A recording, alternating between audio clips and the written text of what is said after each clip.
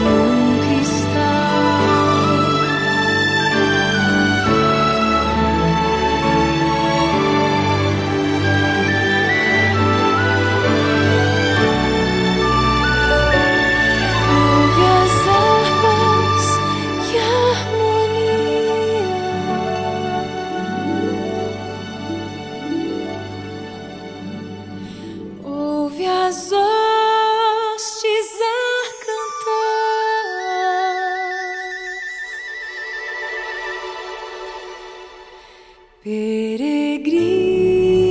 Peregrino, que alegria, vais em breve para o lar.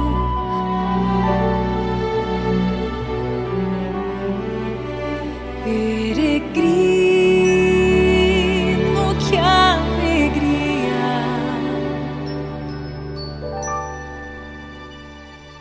vais em breve para